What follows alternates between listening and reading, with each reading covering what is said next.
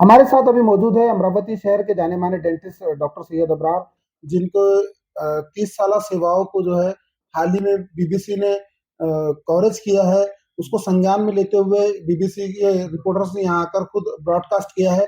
हमारे साथ में डॉक्टर सैयद अबरार खुद मौजूद है, एक बड़ा अचीवमेंट माना जा रहा है। सबसे पहले सर हम आपके लिए इसके लिए मुबारकबाद देना चाहेंगे, आपका एक बड़ा अचीवमेंट है। आप इस अचीवमेंट को किसे डेडिकेट करना चाहेंगे क्योंकि एक इंटरनेशनल चैनल ने यहाँ पर आकर आपकी सेवाओं को संज्ञान में लिया है। जी, आपकी मुबारकबाद का शुक्रिया। मैं सबसे पहले तो आभारी हूँ बीबीसी के रिपोर्टर्स का, जिन्होंने यहाँ पर आकर उन्होंने इंटरव्यू लिया, फ़ोटोग्राफ़ी की, और उस ब्रॉडकास्ट टीम का जिन्होंने ब्रॉडकास्ट किया। और मैं आभारी हूँ उन सब पेशेंट्स का जो पिछले 30 सालों में मेरे पास आए, मुझसे इलाज कराए और मुझे सेवा करने का मौका दिया। मैं इस अचीवमेंट को डेडिकेट करता हूँ, समर्पित करता हूँ उन सब पेशेंटों को जिन्होंने मुझे सेवा करने का मौका दिया है। सर एक शहरी और राज्य स्तरीय चैनल्स के बाद एक इंटरनेशनल चैनल पर ब्रॉडकास्ट होना कैसा महसूस कर रहे हैं आप? बड़ी खुशी की बात है। शुरू-शुरू में तो शहरी स्तरीय और अपने आसपास के जो चैनल के लोग थे, वो आके मुझसे सवाल-जवाब करते थे, इंटरव्यू लेते थे, उस समय बड़ी खुशी होती थी। लेकिन आज तो खुशी मेरी इसका खुशी को ठिकाना नहीं है कि बीबीसी जैसा इंटरनेशनल चैनल, जिनकी टीम ने मुझे सराहा है और मेरे जैसे व्यक्ति को ब्रॉडकास्ट के लायक समझा है, मैं उनका आभारी हूँ। क्या लगता है आपको किस तरह कितने सेवाओं का फल है आपको क्या लगता है ये जिसकी वजह से बीबीसी जैसे चैनल यहाँ आए? मुझे ऐसा लगता है पिछले 30 साल से अनथक जो मैंने मेहनत की है, उसका सिला, उसका फल मुझे अल्लाह दे रहा है और मैं शुक्रगुज़ार हूँ सभी का। कि आपके हॉस्पिटल पर आकर विदर्भ में पहले आप ऐसे डॉक्टर हैं जिनके सेवाओं को संज्ञान में लेते हुए बीबीसी की टीम यहाँ पर पहुँची।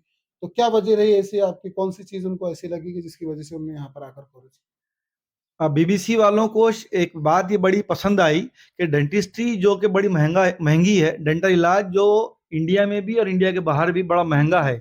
तो बीबीसी वालों को बहुत पसंद आई कि आपने डेंटिस्ट्री जैसी चीज़ को बड़े सस्ते में कर दिया है, बहुत रीज़नेबल दाम में आप प्रैक्टिस कर रहे हैं।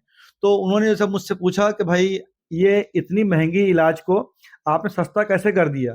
मैंने एक ही बात बताया, मेरा जवाब ये था कि हम बहुत रीज़नेबल चार्ज करते हैं और हमारी मार्जिन ऑफ प्रॉफिट, जो हमारा नफ़ा होता है, जो हमारा मुनाफ़ा होता है, हम उसको बहुत मार्जिन मार्जिन पर रखते हैं और हम इस बात में विश्वास करते हैं कि ज़्यादा मेहनत करो और कम पैसे चार्ज करो, रीज़नेबली चार्ज करो, ताकि पेशेंट भी खुश रहे और हम भी खुश रहें।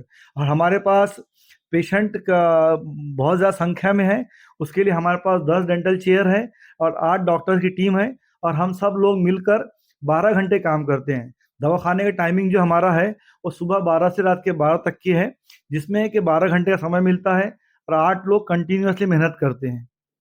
सर इतना मसरूफ़ रहते हैं हमने देखा है आप 12-12 घंटे यहाँ पर अपनी सेवाएँ दे रहे हैं। क्या इसके अलावा भी कुछ हॉबीज़ है आपकी, कुछ शौक आप रखते हैं क्योंकि यहाँ पर कंटिन्यू इलाज करना पेशेंट्स का और कंटिन्यू उसी में रहना, तो इसके अलावा क्या शौक क्या हॉबीज़ है? खाली टाइम जब मुझे मिलता है, तो मैं डेंटल से रिलेटेड कुछ चीज़ें पढ़ता हूँ और धार्मिक चीज़ें पढ़ता हूँ, जिसमें जैसे नाते हैं, नाते मुझे बड़ी पसंद है और कंपैरेटिव रिलिजन की स्टडी करता हूँ और कुछ संगीत भी सुन लेता हूँ, ग़ज़लें भी सुन लेता हूँ। संगीत में कौन से ऐसे गीत हैं, कौन से ऐसे बताना चाहेंगे आप हमारे दर्शकों को जो आपको पसंद है?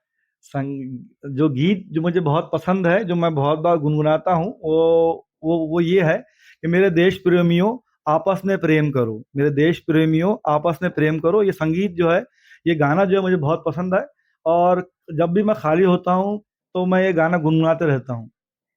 क्या ऐसा लगता है आपको कि आपने अपनी लाइफ़ में कहीं कुछ ऐसी गलती की है जो आप बताना चाहेंगे खास तौर से? कामयाबी तो ये थी कि भाई पिछले बार मुझे हमारे प्रदेश के महाराष्ट्र प्रदेश के चीफ मिनिस्टर साहब जो है देवेंद्र जी फडणवीस जी, उन्होंने मुझे सम्मानित किया। मुझे बड़ा गर्व है और मैं आभारी हूँ उन सब लोगों का जिन्होंने मुझे सम्मानित किया और अभी इस बात का आभारी हूँ और बड़ा गर्वित महसूस करता हूँ कि बीबीसी जैसे चैनल ने मुझे ब्रॉडकास्ट किया। और गलती की जो बात आपने की है, बड़ा चुभने वाला सवाल है, लेकिन सवाल तो बिल्कुल सही है कि गलती पिछले 4-6 महीने पहले हमारे इलेक्शंस हुए थे। मुझे ऐसा लगता है कि राजनीति में प्रवेश करना मेरी गलती थी।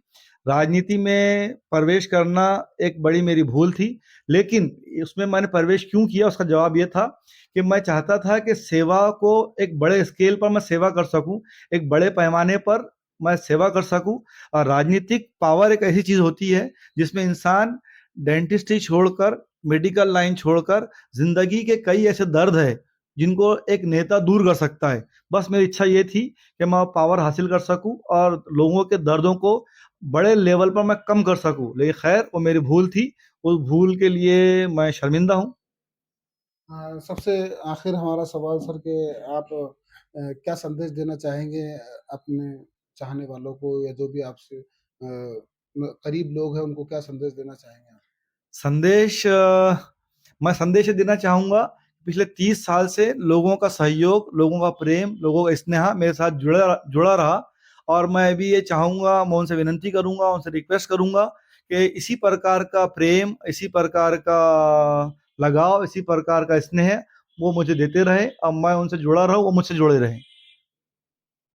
तो ये थे हमारे साथ डॉक्टर सैयद अबरार, जिनको हाल ही में हमने जैसे कि आपको बताया है कि बीबीसी जैसे इंटरनेशनल चैनल ने ब्रॉडकास्ट किया है।